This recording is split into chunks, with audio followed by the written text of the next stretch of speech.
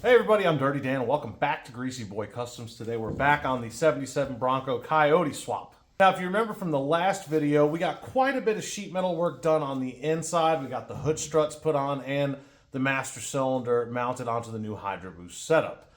Today we're going to be talking about the fuel door area, getting the dash in, getting the steering column and the steering shaft set up, and we'll see what else we have time for. Let's get started. First things first, let's talk about my screw up. Yeah, I screwed up. So, let me show you. Remember this area right here? Remember we made a nice trim panel? Guess what? We had to screw it all up and redo it again because I forgot about the fuel neck. Yeah, the fuel neck right there. Yeah, it needs to go into that panel a little bit. That was my fault. So we made this box to allow the fuel neck to come in, connected it, ground it down all nice and pretty and all that stuff. It's going to be covered up by a trim panel that goes from this edge to the floor. However, if you're doing one and it wasn't covered up, at least the box looks good underneath, right? Well, now that we got that out of the way, let's talk about our next task. That's getting this dash installed. We did set the dash in place. Remember these side plates here? They bolt in over here. You do have to take these out, and honestly, the roll cage should really be out too. Put the dash in, then the roll cage. I didn't feel like taking the roll cage out, so we made it work. But right in this area here, you see there's these attaching bolts, and I forgot that I got to go back and still make a mounting tab because when this thing originally came here, it was wrecked in that A-pillar and that section was missing. Luckily, the other side is still intact and we have a template to go off of. We'll get this bolted in as soon as I get that tab made. So we had a change of plans with the Bronco. I was getting ready to start fitting the steering column and stuff, but then the sandblaster became available. So as you can see, no top, no roll cage, body's getting ready to come off, and then we're going to get it ready for sandblasting. Well, that's my belly, and those were my boobies, because I'm chubby, and that's what happens. Still funny, though. You'll notice that the black parts are not sandblasted because they are brand new. There's no point in sandblasting those. Overall, the company did a fantastic job. They came out, they were quick, they did a good job. I have no complaints. Blue Ox Blasting out of Wilmington, North Carolina. Check them out. They were good. They did a great job. We're going to get this sealed up with epoxy sealer primer. This is not like regular primer. This is a sealer, so we can continue to do our metal work while protecting the existing bare metal. Keep it coated, ready to go. But we're going to go ahead and get started with the floor pan patches. Let me show you what we're doing. So on this driver's side, once we sandblasted it, we found all these holes in here.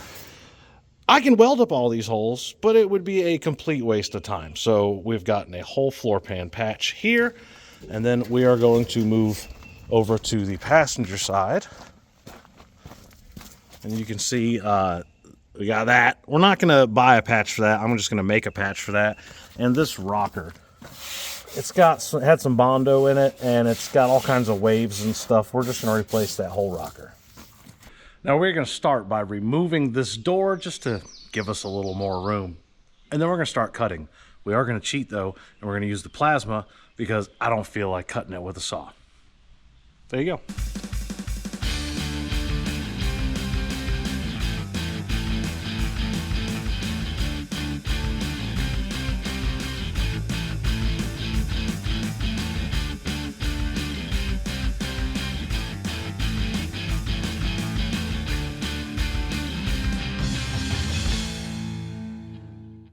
We got the parking brake cable and the high beam switch removed. You may have been wondering what I was removing over here. That was a fuel selector valve, which we are no longer going to need because we're running one large fuel tank instead of several. We did grind off a little bit of the epoxy coating just to make a better contact for our plasma cutter. We're going to go ahead and just do a rough cut with the plasma cutter, and then we'll go back and start measuring and determine where we want to do our final cuts. Well, now that we have the bulk of this cut out, we can go ahead and start fine-tuning our fit a little bit. Now, I do like to use these Clecos. These things are inexpensive, super useful. Drill a couple holes. This way, when you take your panel in and out, you put your Clecos in and out, it's locating it in the same holes every time and locating your panel exactly in the same spot every time, because we're gonna have to do a lot of trimming on this panel. I don't know where this panel came from, but it is not made well. Like as far as fitting the shape, it's not close. So we're gonna have to do some fine tuning.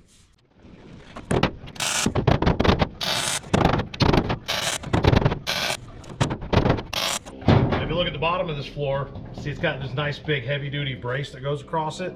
It's pretty important. Actually, it's very important. So we're gonna have to make another one to go in there, because right now the floor kind of tin cans a little bit when you push on it. You don't want that. We need that extra support. It'll go from the rocker all the way into the transmission tunnel. We'll either try to remove this one or we'll duplicate another one and get it in there. But for right now, the floor pan's in place. It's looking good. We can start working on the other side, on the rocker. Now, as you can see here, there are 1 million spot welds. Not 1 million, but close to 1 million. There's a ton. Now, we do a pilot hole with like a 1/8 inch drill bit, and then I take a hole saw. Well, it's not a hole saw, it's like a spot weld. Let me just show you the bit, hold on. This thing right here. I take one of these, this is a 3/8, and then you drill it out through the first layer of metal, and you take a fancy pry bar that has a cutting edge on it like this, you jam it down in there, and you separate your welds at your seam all the way across. So join me, hit the hyperlapse.